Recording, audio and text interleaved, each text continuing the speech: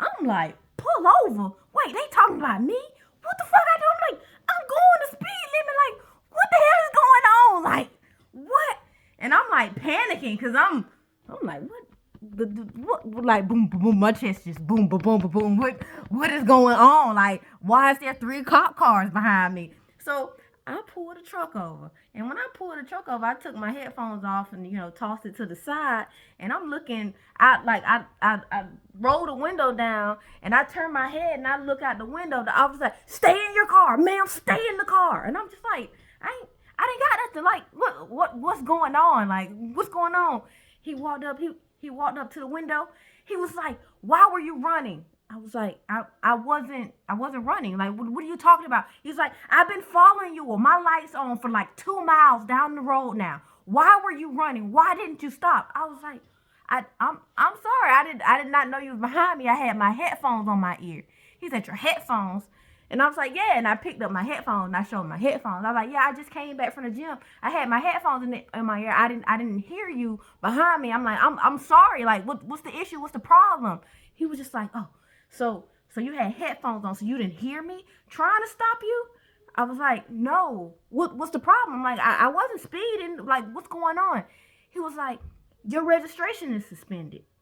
I was like, "What?" He's like, "Yes, your registration is suspended." I was like, this isn't my truck. I'm like, this is my friend's truck. Like, he let me borrow it because I wrecked my car, but it's not mine. I did not know. He was just like, just give me your license. Can I have your license? I was like, okay. And I handed him my license, and he went back to his truck. When he went back to his police truck, I looked behind, and 2 more cop cars had pulled up, and I'm just like, 5 cop cars for a suspended registration? Like, what the fuck? Like, what?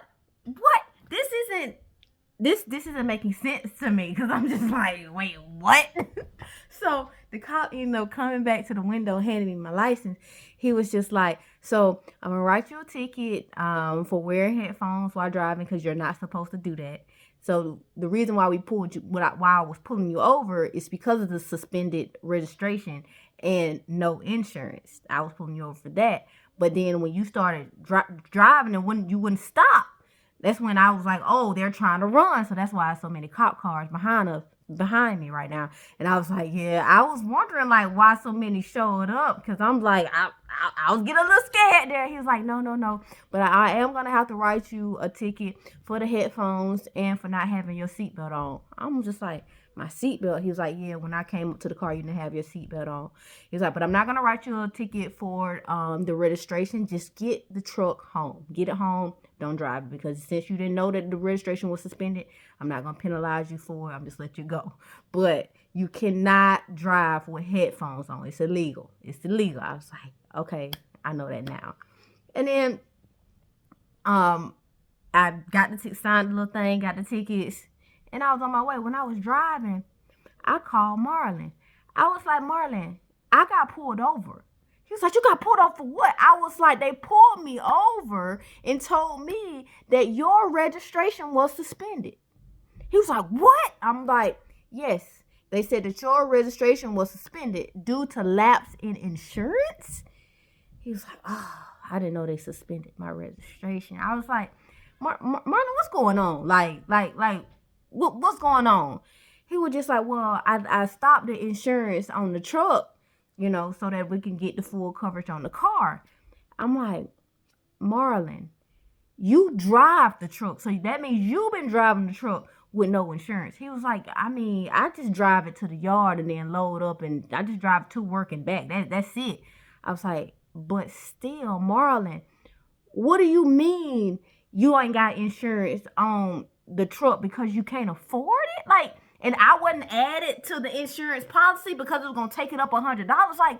What's going on with the money, Marlon? Like, what's up?" I'm like, "You make more than me. There is no way that you bringing in damn near $6,000 a month, and I bring in $2,800, and I'm able to save, and you ain't got no money left over, and we got the same bills. We have the same bills. You make more, I make less, but I'm able to save and you're not.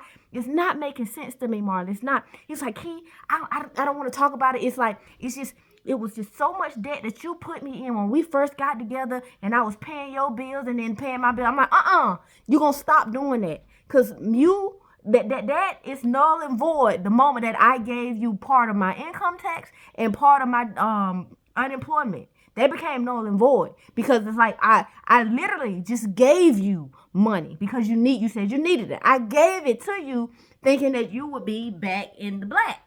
But no, you're still in the red. How? I'm trying to figure out how. Because that $12,000 loan we just got a few months ago was supposed to wipe out some of the stuff. He's like, Key, you know what? Don't worry about it. We're not together. We don't have to talk about bills, okay? I'm gonna get everything fixed. Thank you for letting me know. And he hung up on me. And I'm just like, all right, okay, cool. You're right. We not together anymore. I do not have to worry about your debt. I did my part with giving you the money. When I had extra bread, I made sure I took care of you to try to make sure you were straight. It is not my fault you mismanaged your money. I ain't got nothing to do with that. So I'm not going to worry about it. Yeah, Marlon is right. I am not going to worry about this shit.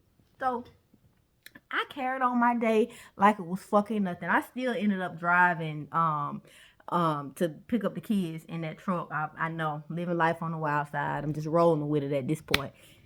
Picked up the kids in the truck and came back home and parked that shit because I'm just like, yeah, nah, we can't do that.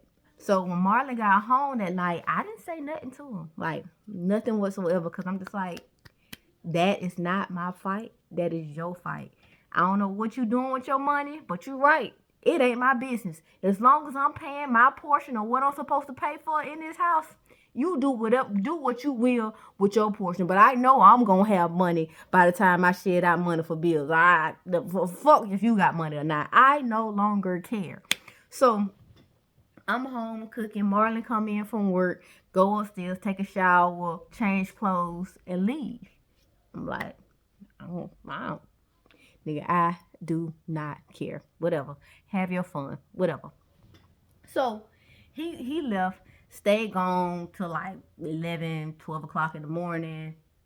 Again, didn't care. The only reason why I knew that he had came home that late is because of the Vivid camera. And we had the little, as soon as you open the door, it tells you that the front door is open. And of course, that woke me up. And of course, I looked at my time. That's what it was. But did I say something to him about it? No.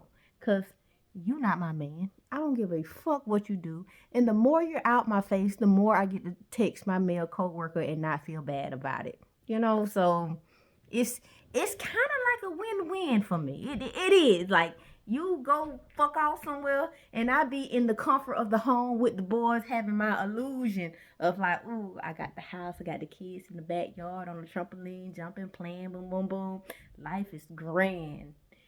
And then your smidget ass walk through the house and just blow that all up. But hey, at this point, I'm just rolling with it. I take the little glimpse of happiness that I see when being in the house with these kids. I take it when I can.